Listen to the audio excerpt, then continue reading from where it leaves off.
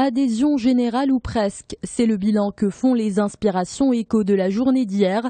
Selon le quotidien, le 29 octobre a tenu ses promesses pour les 3 centrales et 15 autres fractions syndicales. Cette mobilisation s'est surtout manifestée à Casablanca. L'enseignement, le transport en commun et les banques ont largement suivi le mouvement. Pour l'économiste, le Maroc a survécu à la grève. Le journal désigne lui aussi le transport public comme le secteur où la grève générale a été massivement suivie.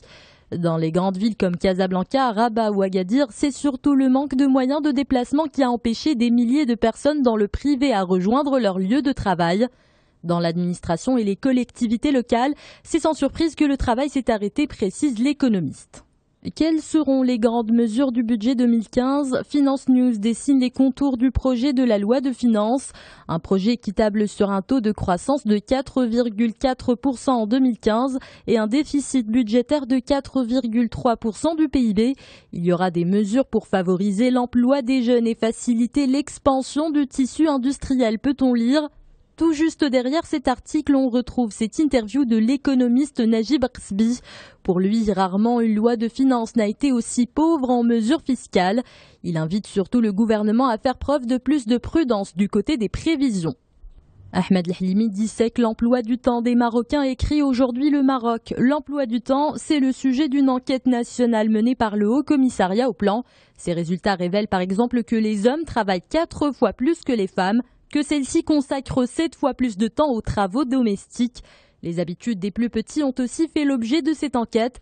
Les enfants de moins de 15 ans passent en moyenne 3 heures par jour devant la télévision et seulement 1 minute à lire. Renaud Girard, le journaliste du Figaro, prête sa plume au temps tunisien. Selon lui, les dernières législatives marquent un retour à la stabilité politique en Tunisie.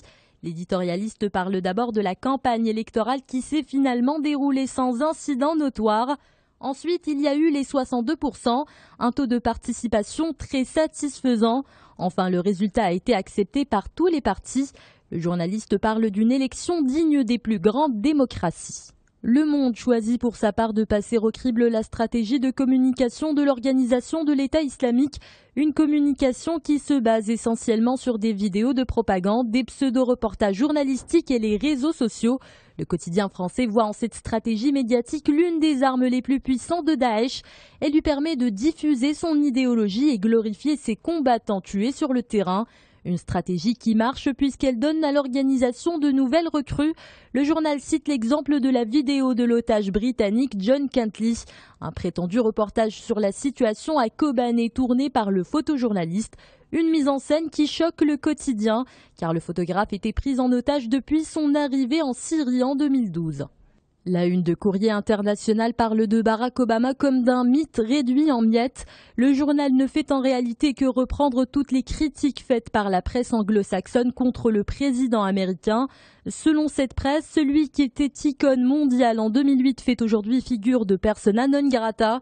Si le bilan d'Obama en matière de politique intérieure n'est pas catastrophique, les observateurs dénoncent son échec en politique étrangère, peut-on lire. Conclusion de Courrier International, Obama voulait être l'Abraham Lincoln de l'Amérique du XXIe siècle.